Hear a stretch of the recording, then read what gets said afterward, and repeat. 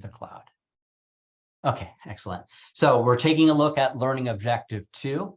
Why were so many of the leaders of the women's suffrage movement also involved in the abolitionist movement? Why did the women's suffrage movement split? What were the results, right?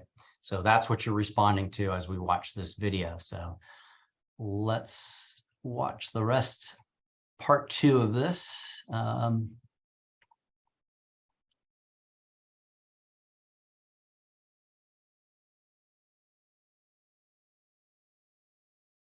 There we go.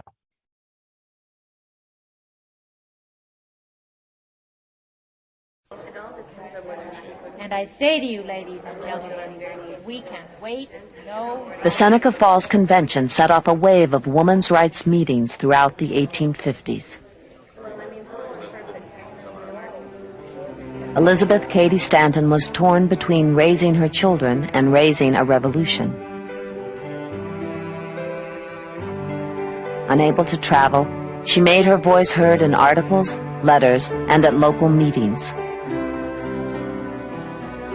It was following one of these assemblies that she met a restless schoolteacher from Rochester, New York, Susan B. Anthony. They began a lifelong friendship. Stanton said when she first saw that stately young Quaker woman, she knew that together they would shake the very foundations of American society. Inspired by Stanton, Anthony dedicated her life to the cause, taking to the road to fight for women's rights.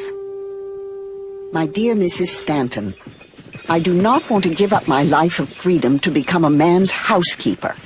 If a girl marries poverty, she becomes a drudge. If she marries wealth, she becomes a doll. And I want none of either. Yours, Susan B. Anthony.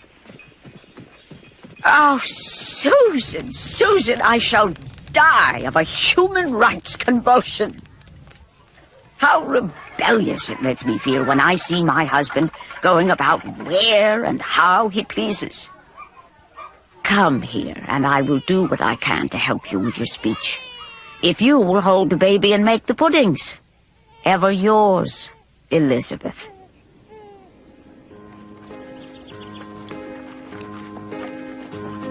So what that correspondence was depicting is kind of this role that they had. Elizabeth Cady Stanton was married. She had children, right? She wasn't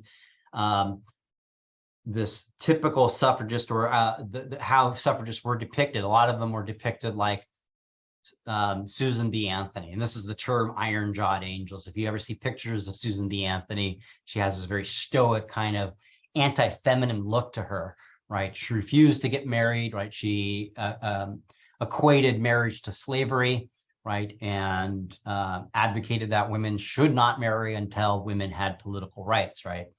And so Susan B. Anthony, because she chose not to get married, had just that kind of freedom in herself. She didn't have to tend to children. She didn't have to tend to her husband's needs. So she had that freedom to travel. Elizabeth Cady Stanton did not, as a role as a wife and mother. She did travel every once in a while, but not to the extent that Susan B. Anthony would. But what Elizabeth Cady Stanton did have was a profound superior intellect and she was self-educated, but educated nonetheless. Her father had a pretty robust library that she read. She was kind of a precocious child, kind of a little prodigy child. And one thing that broke Elizabeth Cady Stanton's heart when she came to realize her role as, this gendered woman in society at an early age, she would hang out in her father's library, asking him questions about history and politics, current political issues. And one day in one of these conversations that her father really relished, he liked that his daughter wanted these conversations. But one day he looked at her and said, "Oh, Elizabeth, it breaks my heart that you are not a son," right?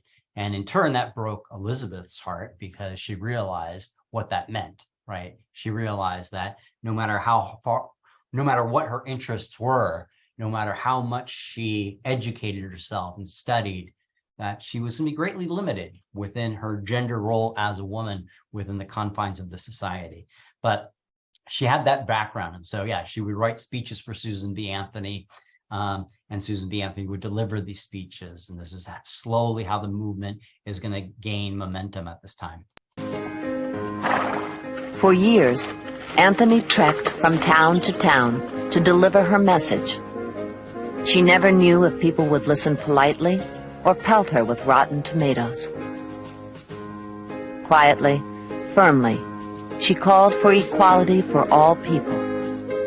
There is no true freedom for woman without possession of all her rights. Whether black, white, male or female, even the smallest human right denied is large.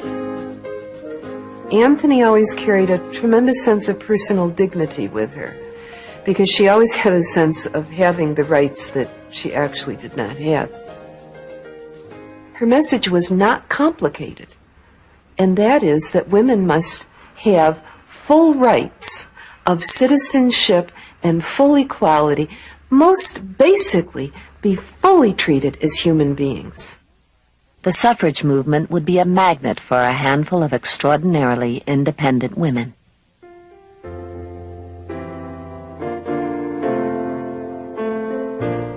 A Boston abolitionist, Lucy Stone, joined the crusade. Stone had defied convention by keeping her own name when she married. Now a paid anti-slavery speaker, she split her time working for women's rights.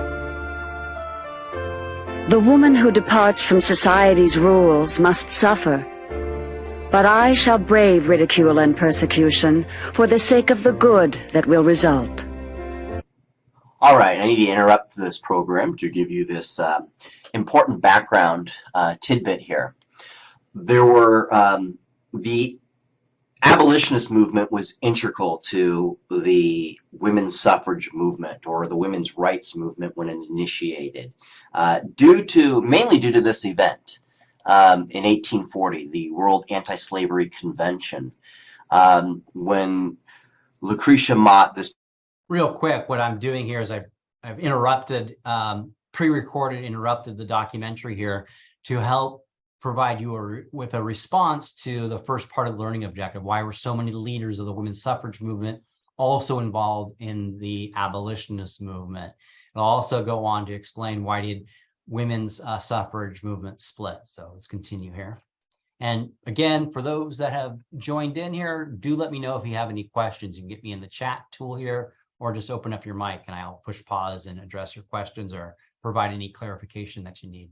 Person right here, and Elizabeth Cady Stanton right here met.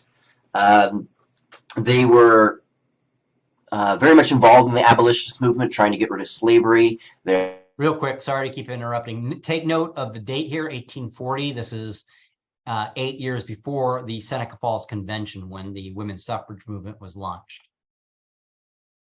Their husbands were very much involved in it, and the abolitionist movement was an international movement and gained great excitement when this convention was formed. The problem for these two individuals here, Lucretia Mott and Elizabeth Cady Stanton, traveling across the pond, the Atlantic Ocean, very excited to be involved in this and envisioning the days when the scourge of slavery was finally wrested and over. When they arrived at the convention, they were told to wait out in the foyer, not to come in, because the menfolk would handle the situation. This was a profound realization to them. Not that they realized that they had been denied respect and rights and all that sort of stuff. They didn't learn here that they were an oppressed class, but it gained a new appreciation because they were with the most progressive men of their time, the most liberal men of their time, men devoted to ending slavery, which was a very radical thing to do during this time. And so they were with these men, and despite their liberal progressive leanings, they were still oppressive to women. And they realized at that moment that if they were ever to end slavery, that they had to figure out a way and devise strategy to procure rights for women, right? To manifest inalienable rights for all people, including women. So this was really the birth of the women's suffrage movement. And from 1840 to 1848, Stanton and Mott devised strategy, and that strategy was initiated with the Seneca Falls Convention. All right, back to the regularly broadcast program. Enjoy.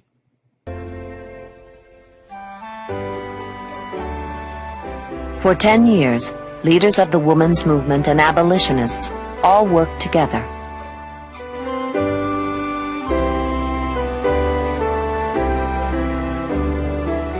In 1861, when the issue of slavery erupted into civil war, these reformers saw the promise of independence, not only for Black Americans, but for American women as well.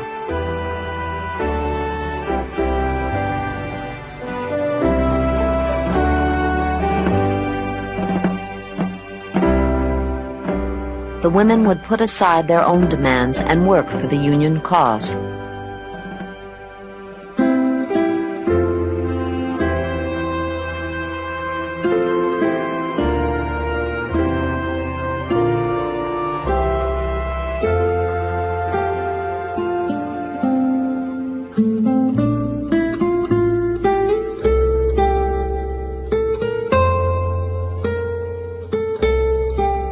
With the war behind them, Elizabeth Cady Stanton would raise the issue of the vote once again. This is our opportunity to retrieve the errors of the past and mold a new democracy. If our rulers have the justice to give the black man suffrage, should not woman walk in by his side?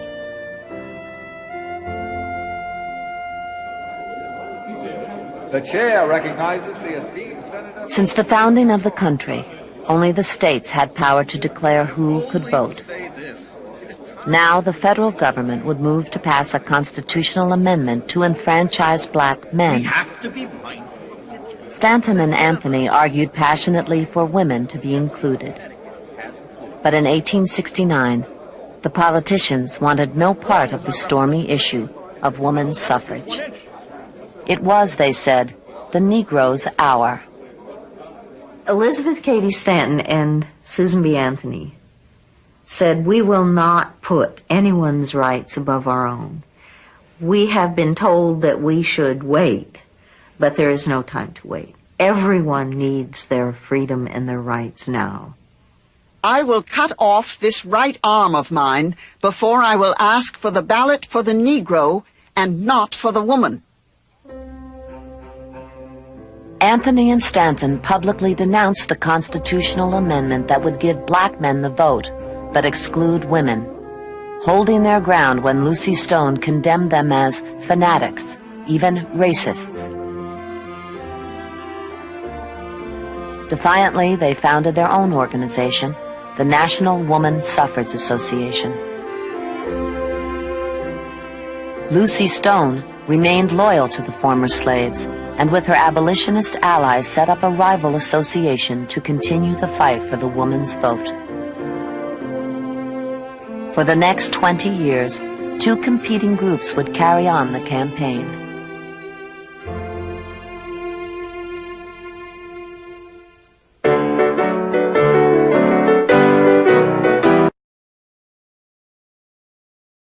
Okay, take note of what it says there, the split of the movement. The American Women's Suffrage Association, which is the movement Lucy Stone would found, and the National Women's Suffrage Association, the movement that Elizabeth Cady Stanton Stone, is going to be split, right? And this in part explains why it's going to take 72 years for this movement to achieve victory with the 19th Amendment in 1920. And it's also going to create this racist dynamic that to this day you'll hear claims and rightful claims about white female feminists, right, that represent the roles and the sentiments and the perspective of white middle class women at the expense and discounting the lived experience of women of color or women who live in impoverished roles, right? Begins at this point, this part right here.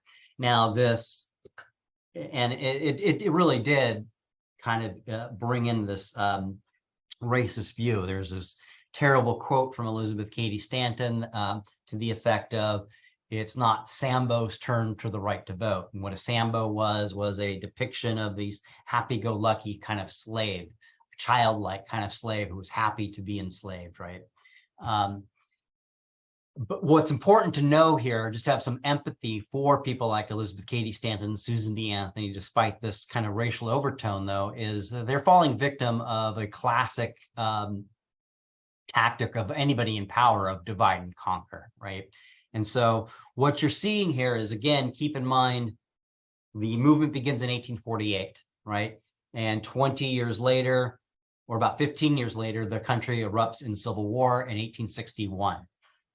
And at that time, during the Civil War, people like Elizabeth Cady Stanton, people like Lucy Stone, people like Susan B. Anthony said, okay, we're at war. Now is the time to push pause on this movement and focus on expediting the end of this war so we can go back to things being normal. And so, and more importantly, more lives won't be lost because everyone is focused on trying to end this war and for a Union victory, the North to win this war. And so once the war was over, Elizabeth Cady Stanton is going to reignite this movement again, obviously. What's important, though, to keep in mind is between 1848 and 1868, when we begin seeing the amendments of Reconstruction, beginning with the 14th Amendment, which was the amendment that guaranteed civil rights for natural-born citizens, and the 15th Amendment that guaranteed the right to vote for natural-born citizens. We'll clarify that in just a little bit here. What had happened between 1848 and 1868 with the passage of the 14th Amendment again is that, at first, as we pointed out in the first video, nobody took this movement seriously except for those involved in the movement. It was looked at as crazy, right? Insane. Who are these insane, crazy women doing this? And that would be still the pervasive view 20 years later, but there were enough people beginning to take this movement seriously that, were not suffragists, right? And there were men in power that were beginning to kind of scratch their head going, I can't argue with the logic, right? If these people are subjected to the laws, right? If these people have to pay taxes, if we truly are a nation, as the Declaration of Independence says that, all men, meaning humanity, are created equal, endowed by their creator with inalienable rights, how can we really justify denying these rights, these inalienable rights, to 50% of the population, right? And so people in Congress, senators and representatives, those that were opposed to women's suffrage, those that were kind of locked into this mindset that women essentially were biologically inferior, and therefore part of that essential quality of women should justify the denial of political rights. Saw this as an opportunity to really kind of put an end to this movement, or at least really sucker punch it. And so the 14th Amendment, as wonderful and as powerful as that amendment is, as was explained in this video, the first time and only time the word male appears in the Constitution is in the 14th Amendment. So all natural-born citizens cannot be denied by the states their political rights, right? It's based essentially what the 14th Amendment states. And it goes on to define, well, what is a natural inhabitant? A natural inhabitant is a male inhabitant, right? And so the 14th Amendment is ratified. Elizabeth Cady Stanton and Susan B. Anthony are reading this and they're horrified. And so they realized that to further strengthen the 14th Amendment's intention, they also need another amendment to specifically say that natural inhabitants of this country, male inhabitants, should have the right to vote. So from 1868 to 1870, 1870 is when the 15th Amendment is going to be passed. Elizabeth Cady Stanton, Susan B. Anthony, and other suffragists alike are going to lobby Congress, pressure Congress to make sure that the word in the 15th Amendment would include, in addition to no citizen based on race, form, or servitude would be denied the right to vote. It would also include, back then, the word sex, right? Today we would use the word gender, but sex would not deny somebody the right to vote, right? That failed, right? And so once they realized that was going to happen, they were organizing and writing and publications saying, do not support the 15th Amendment, right? If anybody is going to get the right to vote, it should be women before Black men get the right to vote. And this is where you get this racist sentiment kind of infused in this movement. Now, given the fact that most of the abolitionists, the suffragists, I'm sorry, were abolitionists, right? People like Lucy Stone are going to look at Elizabeth Cady Stanton going, hey, I get it. I'm just as angry as you are, but this is a step forward nonetheless. And we need to be in solidarity with Black men in the South who are going to get the right to vote. And we need to support this, right? They didn't see eye to eye. And again, this is where you see two organizations split. You've got the National Women's Suffrage Association, led by Elizabeth Cady Stanton and Lucy and Susan B. Anthony. And then you have the American Women's Suffrage Association, led by Lucy Stone. And this is going to be two movements. Are split. The leadership isn't talking to each other. And this would remain the fact until we get to 1890, right? And then what we'll see in 1890, what is that, 22 years later, that these two organizations would come together under a big organization called NASA, the National American Women's Suffrage Association, in which Elizabeth Cady Stanton in 1890 would be the president of that, and she would remain the president of that until her death, right? Let's call it a day here with this, and I'll pick up on Learning Objective 3 tomorrow. In the meantime, you can continue working on this lecture as well as the Progressive Era lecture in World War I. But again, yeah, I just wanted to provide some clarification since there aren't notes accompanying this, and we'll take this up again tomorrow. But for those that are here, I see that, let's see, Eduardo, Raul, and Tanya, you guys are still here. Let me know if you have any questions right now or need clarification on any of these two videos before we call it a day here.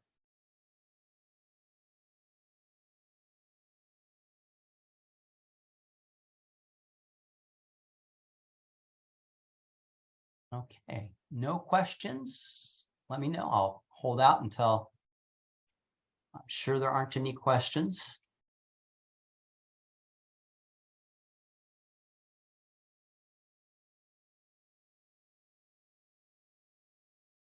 Okay. All right, if there aren't any questions, I am going to call it a day. Unless somebody interrupts me right now, I'm going to stop recording and get this posted for everybody. So later on, other people can benefit, and it'll be there for your guys' benefit if you want to review this when you're preparing your responses.